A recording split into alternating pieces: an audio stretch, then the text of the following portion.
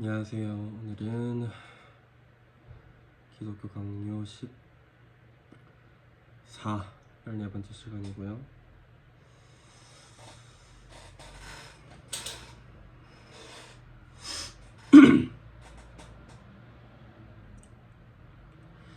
오늘 배워볼 내용은 기독교 강요 초판이 이제 1장, 2장, 3장, 4장, 5장, 6장으로 이루어져 있는데 그 중에 4장까지 했고 5장이랑 6장도 마저 나가보도록 하겠습니다. 어떤 내용이 있었는지 간단하게. 6장이 조금 할 얘기가 많아서 이제 4장까지 끊고 5장, 6장을 한꺼번에 해보려고 해요. 5장은 이제 가톨릭의 가톨릭을 비판했습니다. 로마 가톨릭 뭘 비판했느냐, 여러 가지 비판했지만 지금 바라볼 것은 일단 초판 기준으로 성사를 비판했는데 7성사, 그 중에 완전 깊게는 들어가지 못하고 일단 7성사에 뭐가 있고 그 중에 뭐를 인정을 하고 뭐를 비판했는지 알아보도록 할게요. 일단 허락하는 것부터 두 개를 먼저 꺼낼게요. 세례랑 성찬이죠. 제가 다니는 교회에서도 하고 있는 세례랑 성찬은 분명히 이제 복음의 약속과 관련돼 있고 성경적인 역사가 있고 근거가 있다, 의미가 있고, 그렇게 바라봤기 때문에 세례랑 성찬은 인정을 했습니다. 얘기 너무 많이 해서 안 할게요. 얘기는 세례랑 성찬 얘기는 전 영상에서도 많이 해서. 그럼 뭘 비판했느냐, 첫 번째 견진성사는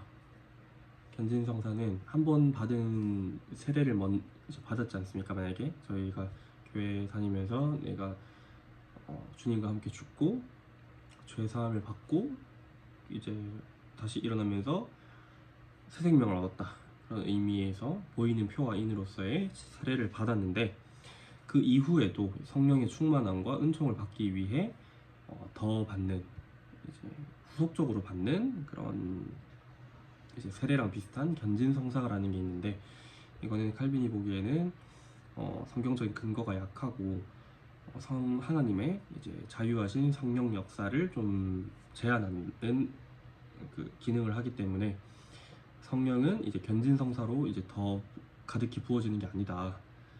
기름을 붓거든요, 견진성사에서는. 근데 그게 옳지 않다, 성경적이지 않다, 이제 근거가 약해서 비판했다, 이런 식으로 보는 게 좋을 것 같습니다. 견진성사를 받아야만 이제 성령적으로 은총이 더 많이 떨어지고 그런 것도 아니다, 그렇게 봤고, 두 번째는 이제 엄청 유명한 고해성사가 있죠. 미사와 관련된 고해성사는 이제 사제님들한테 내 죄를 직접 말하고 이제 죄 사함을 선언받는 것입니다.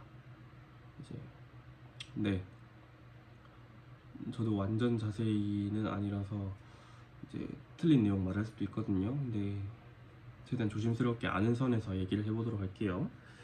고해성사는 비판했던 점이, 칼빈이 이 얘기도 많이 했죠. 이제 죄사함을 해주시는 하나님과 우리를 이어주시는 중보자이신 예수 그리스도는 이제 하늘에 계셔서 그 역할을 완전히 수행하고 계시는데, 사제가 인간이 끼어들어서 이제 그 중보자 예수 그리스도의 역할이 약화되고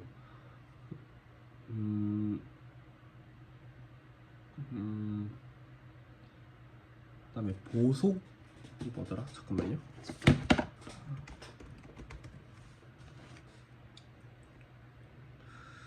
확실하기 위해서,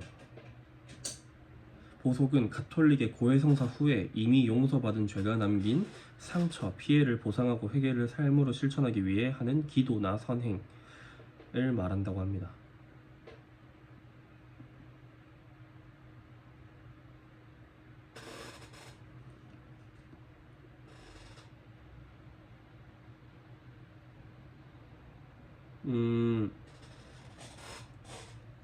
또 바로 이해가 되는 게 보속이라고 하면 이제 고해성사를 한 후에 죄사함을 얻은 후에 이제 죄의 형벌을 뉘우치고 회개하는 입장에서 가톨릭에서는 그 뭔가 선행이라든지 뭐 물건 훔쳤으면 다시 되돌려줘야 된다라든지 그런 임무 미션을 준다고 합니다.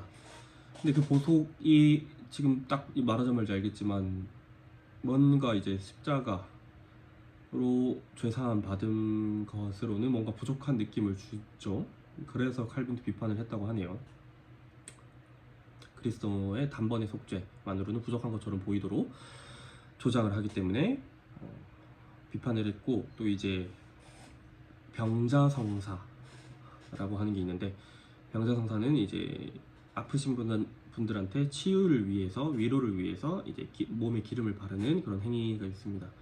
성령의 임재도 하고. 그래서 근데 이거는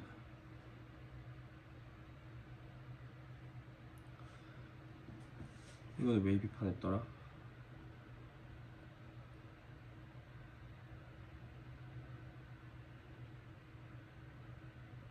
아, 이게 그 뭔가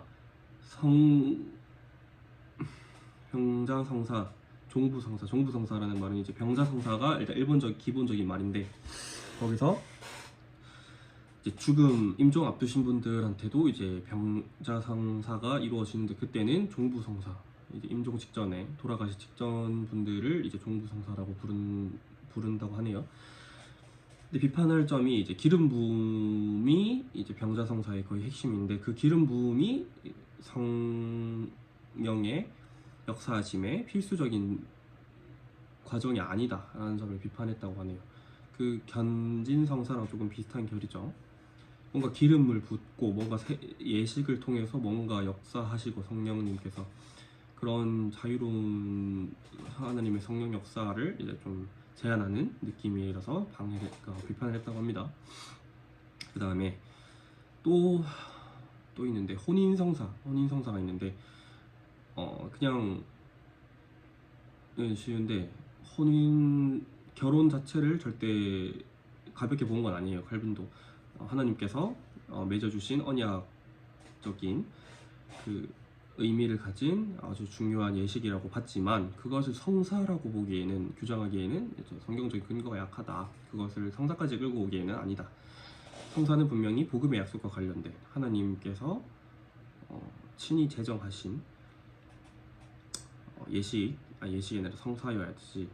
성사가 이제 영적인 의미가 담겨 있고, 실제 물론 이제 가톨릭에서 바라보는 성찬이랑 우리가 개혁주의에서 바라보는 성사는 약간 믿는 바가 다르긴 합니다만, 아무튼 성사의 느낌은 분명히 복음의 약속이 있어야 된다. 그리스도로 인하여서 그리스도의 뜻하심과, 그리스도의 뜻하심이 아니죠. 그리스도의 죽음과 부활과 순종과 죄사함과 구원, 이 약속들이 분명히 드러나는 보이는 표화인에서의 성사여야 된다, 이런 의미인데, 혼인성사는 그와는 결이 맞지 않다, 이런 의미에서 했다고 합니다. 그 다음에 또 하나 있는데, 이제 성품성사라고 해가지고 사제, 로마 가톨릭에서는 아직까지 이제 사제 계급이 있죠. 신부님도 있고 뭐 자세히는 제가 모르는데, 그 계급을 이제 내릴 때서의 성사를 한다고 합니다. 근데 그 성사는 칼빈이 보기에는 분명 애초에 그 사제를 직분을 받고 하는 일이 이제 미사죠. 네, 미사 자체도 비판을 하기도 하고, 그 계급제를 나누는 것 자체가 일반 성도에게 특별한 뭔가 독점적인 은혜를 부과하는 것이 옳지 않다고 봤습니다. 물론 목사님도 성직자이시긴 하지만 일반 성도 목사님이 뭔가 미사를 하진 않잖아요, 개혁주의 신앙에서는. 그래서 칼빈은 이 6장에서 바로 치고 나오는데, 교회에서 할 수 있는 권한이 이제 있다고 하고, 세상에서 국가에서의 권력이 있다고 하는데, 교회에서의 권한은 그렇게 크지 않습니다. 칼빈이 말하는 할 수 있는 게 몇 개 없고, 분명히 존재하지만 구별되고 제한적인 권한을 갖고 있다고 합니다. 근데 이제 성품성사로서의 빚어지는 그 결과들을 보면 이제 인간이 뭔가 추가적으로 뭔가 이 성사를 통해서 뭔가 독점적으로 은혜를 더 받고 성령 충만해지고 그런 느낌을 사제로서 하는 일도 할빈이 보기에는 비판할 점이 많고 그래가지고 비판을 했다고 합니다. 뭔가 애매하죠. 약간 깊이를 얕게 다루려고 하다 보니까 많이 조심스러워지네요. 점점.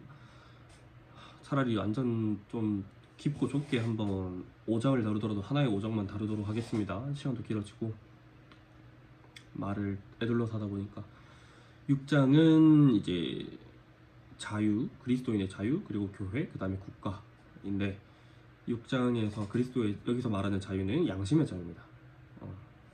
이제 율법주의랑 교회에서 신자긴 하지만 우리들이 악하기 때문에 만든 그런 세속적인 틀이나 규칙 같은 거 있지 않습니까? 뭐 그리스도인은 뭐 술 먹으면 안 돼, 뭐 이런 그런 규칙에서 자유할 수 있는 양심의 자유, 율법에서 이제 자유할 수 있는 자유를 이제 그리스도인의 자유라고 하고, 근데 이 자유가 방임이랑 좀 다른 결인 게 칼빈이 말하는 진짜 자유로운 사람은 그리스도 안에서 자유로운 사람은 그 자유로움으로 인하여서 자발적으로 하나님께 순종을 한다고 합니다. 뭔가 지켜야 될 것들 그리고 하지 말아야 될 것들 그런 것들을 자유롭게 순종하는 그리스도인이 진짜 참으로 그리스도 안에서 자유로운 신자이고, 또 이 진짜 자유로운 사람들은 사랑으로 이제 해도 되지만은 이제 자유하지만 절제하는 것도 필요한 면모고 진짜 자유로운 사람이다라고 봤습니다. 그리고 제가 말했던 교회는 이제 세 가지 권한이 있는데 교회는 영적 권세라고 합니다. 세력을 가진 세력이라고 하고 권리를 가진 세력이라고 보고, 근데 영적인 권력을 가지고 있다고 해요. 이제 세 가지가 있는데 교리권, 이제 말씀이나 성경을 가르치고 이제 입 밖으로 그 신앙 고백을 하게 만드는 그 권위가 있고 권력이 있고, 그다음에 입법권, 여기서 말하는 입법은 그 세상에서 입법이 아니라 교회 안에서 뭔가 커뮤니티 공동체 안에서 규칙을 정할 권리가 있다고 봤습니다. 권력이 있다고 봤습니다. 근데 이제 이 교리권, 그 입법권에서 중요한 게 이 만든 규칙은 이제 강제적 세속 권력이랑은 완전히 거리가 있는 모습이 있습니다. 우리는 이제 형사처벌을 받고 감옥에 가고 뭐 그런 강제적으로 나의 생명이나 자유를 위협받을 수 있는 권한을 이제 국가에게 양도하고 살아가죠. 근데 교회에서는 이 입법권으로 할 수 있는 게 별로 없습니다. 그냥 규칙 만들어서 다 같이. 근데 그 규칙도 이제 그리스도 교회의 진짜 질서를 위해서 만드는 이제 입법권이 있고, 그 다음에 권징권 이래가지고 죄에 대한 책임을 묻고 이제 회유 강권하고 죄 짓지 말자, 우리 이렇게 하지 말자 이렇게 하는, 그리고 좀 더 강하게 나가면 이제 출교, 이제 우리 받아줬던 이 교회에서 이제 내보내는 것도 있지만 핵심 목적은 이제 다시 돌아오게 하는 회개에 있다라는 것을 밝히면서 이제 세 가지 권한이 있고, 국가 권력을 중요한데 국가 권력은 이제 무슨 권한이 있다 이런 게 아니라 국가 권력 자체를 어떻게 바라봤냐 칼빈이 하나님의 주권 아래에 있는 정당한 기관이다. 국가기관은 정당한 통치기관이다 라고 봤습니다. 그래서 국가를 뭔가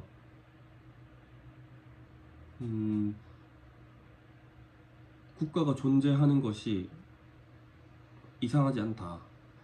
국가는 하나님께서 허락하신 통치 법적 기관이라고 봤고, 근데 이제 왜 이제 국가를 따로 나눠서 얘기를 했느냐? 분명히 이제 세속적 권력도 존재하고 인정을 하고, 하지만 그 세속적 권력은 교회와 구별되어서 그 교회의 영적 권세를 가질 수는 없다. 교회는 교회의 역할이 있고 국가는 국가의 역할이 있다. 이런 관점에서 이제 국가 얘기를 했습니다.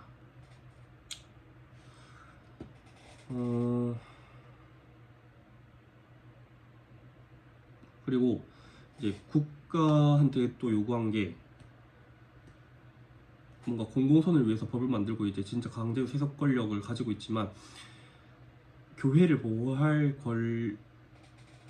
의무도 있다라고 봤는데 진짜 참된 예배, 참된 교회를 국가는 그런 교회를 지켜줄 의무가 있다 이런 얘기도 꺼냈습니다.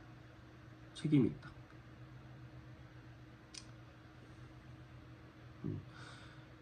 그러면서 이제 계속 이 구별점을 잘 봐야 되는 게 교회는 국가의 역할을 할 수 없다. 국가의 칼을 뺏을 수 없고 국가는 교회의 그 예배를 뺏을 수 없다. 뭐 이런 느낌으로 칼빈을 바라봤다.